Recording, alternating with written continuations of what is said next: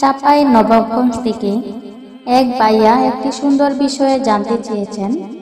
আমার স্ত্রী বয়সে আমার অনেক ছোট, তার চেয়ে আমি বয়সে অনেক বড়।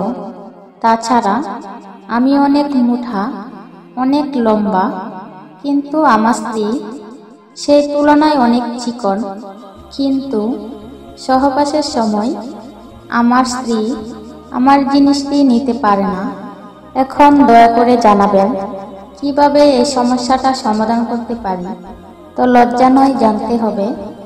প্রিয় দিনদার, ইমানদার, মুমিন মুত্তাকি ভাই ও বোনেরা ও আমার প্রিয় পর্দার আড়ালের মা ও বোনেরা, সকলেই কেমন আছেন?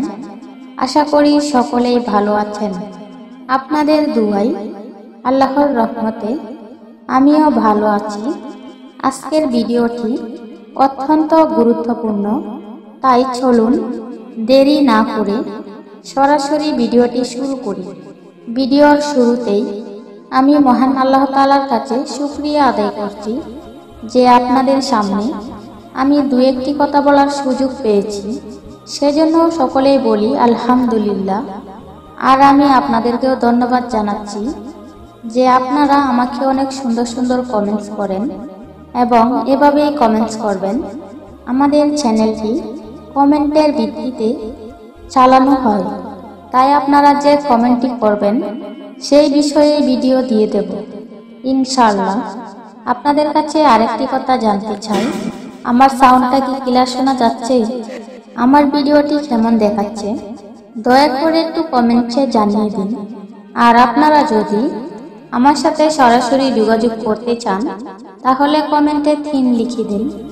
প্রিয় দিনদার, ইমানদার, মুমিন মুত্তাকি ভাই ও বোনেরা ও আমার প্রিয় পর্দার আড়ালের মা ও বোনেরা, বর্তমান সময়ে এই সমস্যাটি প্রায় জায়গাতেই দেখা যায়। স্বামী তাকে অনেক বয়স্ক, স্ত্রী তাকে অনেক কম বয়স, যে কারণে বিবাহের পর সহবাসের সময় বিভিন্ন রকমের জটিলতা দেখা দেয়, এমনকি বড় ধরনের দুর্ঘটনাও ঘটে থাকে।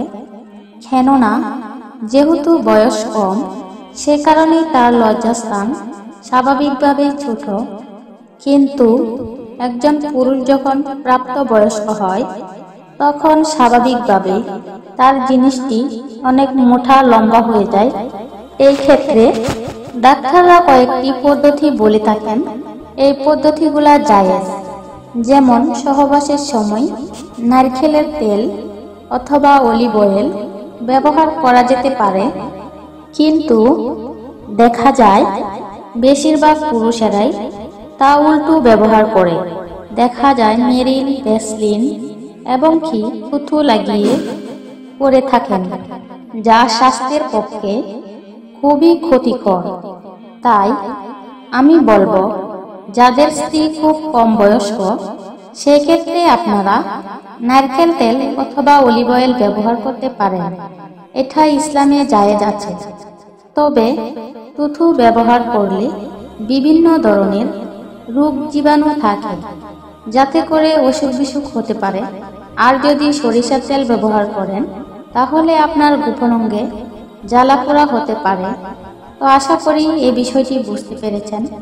এরপরেও যদি কোনো সমস্যা থাকে তাহলে কমেন্টে জানিয়ে দিবেন। প্রিয় দিনদার, ইমানদার, মুমিন মুত্তাকি ভাই ও বোনেরা, এই ছিল আজকের গুরুত্বপূর্ণ ভিডিও। ভিডিওটি কেমন হয়েছে কমেন্টে জানিয়ে দিন। আর কেমন ভিডিও দেখতে চান তাও কমেন্টে জানিয়ে দিন। আজকের ভিডিওটি এই পর্যন্তই। আমাদের সকলকে এই বিষয়টি বুঝার তৌফিক দান করুন। সকলে কমেন্টে আমিন লিখি। আসসালামু আলাইকুম ওয়া রাহমাতুল্লাহি ওয়া বারাকাতুহু।